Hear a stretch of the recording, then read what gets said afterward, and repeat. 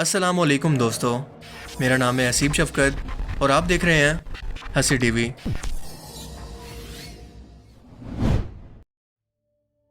आज के दौर में किसी भी मुल्क के लिए इसकी ज़मीन सबसे अहम और कीमती होती है, जिस पर अगर कोई कब्ज़ा कर ले तो ये इस मुल्क की इज़्ज़त और ज़िल्लत का मामला बन जाता है, जिसकी खातिर वो अपनी जान तक देने से पीछे नहीं हटते। अगर आज किसी मुल्क की एक इंच भी ज़मीन पर कब्ज़ा हो जाए तो इसका बदला लेने के लिए दोनों मुल्कों के अंदर जंग तक हो जाती है। लेकिन क्या आप जानते हैं कि इस वक्त भी दुनिया के अंदर एक इलाका ऐसा है जिसे दुनिया के दो बड़े अफ्रीकन मुल्क मिस्र और सूडान क्लेम नहीं करते और ना ही इसे अपना हिस्सा मानते हैं, ना ही इस पर कब्ज़ा करते हैं, हालांकि ये दोनों के बॉर्डर पर मौजूद है। इस इलाके का नाम है बिर तावील। यह इलाका कोई छोटे मोटे एरिया के अंदर भी नहीं है, बल्कि लंदन शहर के रकबा के बराबर है। और अगर आप वहां पर जाकर कब्जा कर लेते हैं तो अपना खुद का झंडा लगाकर अपनी हुकूमत का ऐलान भी कर सकते हैं। यह आपका अपना मुल्क होगा, आपकी अपनी करेंसी होगी, आप ही प्राइम मिनिस्टर या सदर होंगे, आपकी ही अपनी ये फौज होगी और इस मुल्क का कानून भी आप ही होंगे। इनफैक्ट कई लोग यहाँ पर जाकर और अपना झंडा लहरा कर इस जगह को क्लेम भी कर चुके हैं, लेकिन क्योंकि ये इलाका रेत के सरा से भरा हुआ वीरान और बंजर तरीन जगह है जहाँ पर कोई भी इंफ्रास्ट्रक्चर, एयरपोर्ट, मिलिट्री और आबादी का दूर दूर तक कोई नामो निशान मौजूद नहीं है।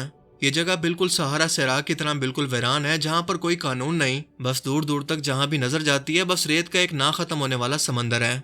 अगर फर्ज करें कि बिर तावील पर अगर ये तमाम इंफ्रास्ट्रक्चर बना भी होता तो इंटरनेशनल लेवल पर ताल्लुकात को कायम करके अपने मुल्क को दूसरे मुल्कों से रिकग्नाइज करवाना या इसकी पहचान करवाना भी बहुत ज़रूरी है। मिसाल के तौर पर पाकिस्तान इसराइल को एक मुल्क नहीं मानता, बल्कि फ़लस्तीनी सरजमीन पर एक नाजायज़ कब्ज़ा मानता है।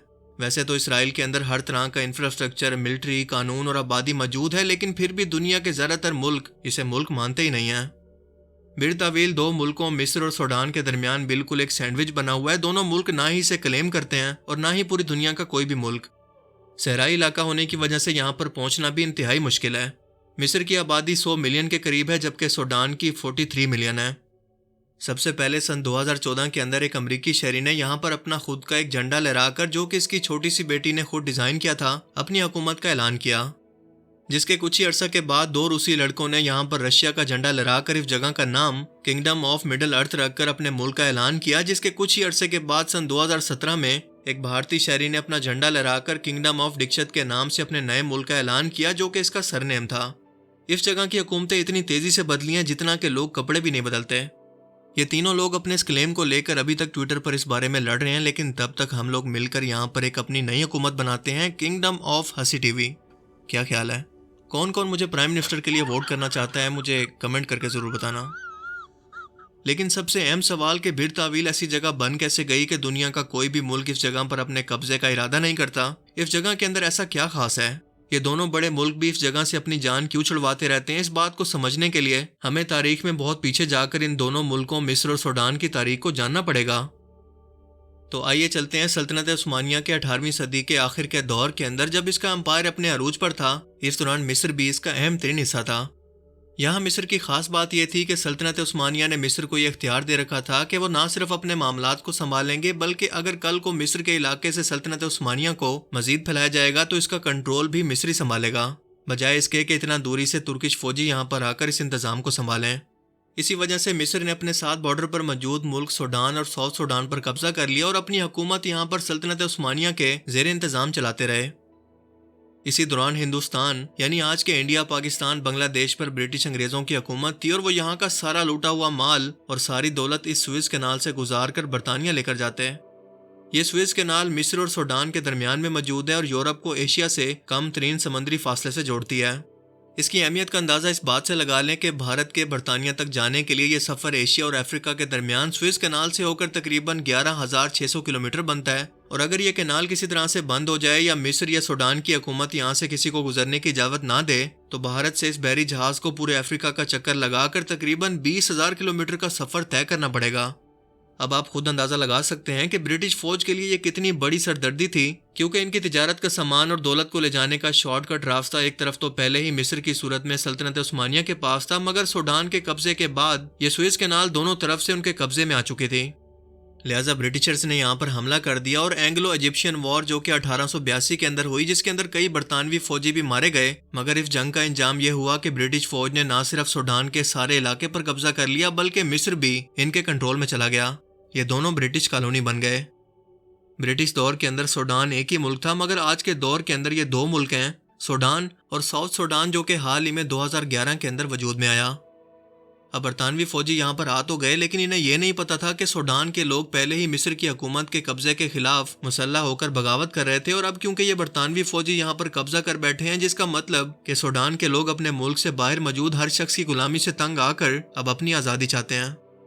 اب اس دوران کیونکہ مصر اور سوڈان کا کوئی بارڈر موجود نہیں تھا، لہٰذا حالات کو دیکھتے ہوئے برٹش فوج نے ان کے درمیان میں ایک سیدھی لائن کو کھینچ کر ان کے بارڈر کو بنا دیا تاکہ یہ دونوں ملک آپس میں نہ لڑ سکیں۔ اور آپ کو پتا ہے کہ برٹش فوج کا ٹریک ریکارڈ ویسے بھی اس بارے میں مشہور ہے کہ جہاں پر بھی ان لوگوں نے اپنی جہالت کے ساتھ بارڈر بنائے، وہاں پر مسئلوں کو سلجھانے کی بجائے مزید بڑھا دیا۔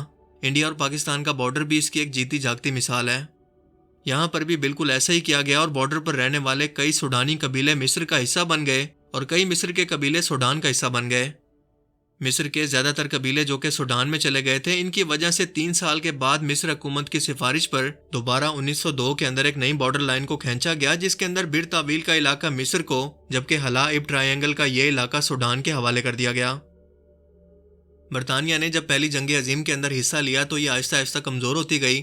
یوں آخرکار 1952 کے اندر مصر کو مکمل طور پر برطانوی فوج سے آزادی مل گئی، جبکہ سوڈان کو 1956 میں۔ مگر عادت سے مجبور ہو کر یہ برطانوی فوجی اسی طرح سے بارڈر کا تنازع چھوڑ کر یہاں سے رفو چکر ہو گئے۔ آج کے دور کے اندر مسئلہ یہ ہے کہ یہ میپ جہاں پر میں نے آپ کو پہلے بتایا کہ یہ حلائب ٹرائینگل کا حصہ برطانیہ نے دیا تو سوڈان کو تھا، لیکن اگر سیدھی بارڈر لائن کو دیکھیں تو ہمیں پتہ چلتا ہے کہ یہ سیدھا سیدھا ملنا چاہیے تھا مصر کو، جبکہ دوسری طرف اگر اسی طرح سیدھا سیدھا دیکھیں تو بر طویل سوڈان کے حصے میں آنا چاہیے تھا بارڈر کی سیدھی لائن کے مطابق۔ مگر اس کا بالکل الٹ کیا برطانیہ نے، یہ بارڈر کا مسئلہ کھڑا کیا اور چلتے بنے، اور اب یہ تمام علاقہ حلائب ٹرائینگل اور بر طویل ایک کنٹروورشل ایریا ہے۔ اگر آج مصر یہ کہتا ہے کہ بر طویل اس کا حصہ ہے تو برٹش کی تقسیم کے مطابق حلائب ٹرائینگل کا ایریا سوڈان کے حصے میں چلا جائے گا، اور اگر سوڈان اسے قبول کرتا ہے تو اس کا مطلب ہے کہ حلائب ٹرائینگل کا ایریا جو کہ ریڈ سی کے پاس ہے وہ اسے مصر کا حصہ مان رہا ہے، اور یہی وجہ ہے کہ دونوں ملک آج بھی اسے اپنا حصہ نہیں مانتے۔ مزے کی بات یہ ہے کہ حلائب ٹرائینگل کی جگہ پر نیچرل گیس اور آئل کو کھوجا گیا ہے، جس کے بعد یہ سوال پیدا ہوا کہ اس کا کنٹرول یا پروفٹ کس ملک کو جائے گا۔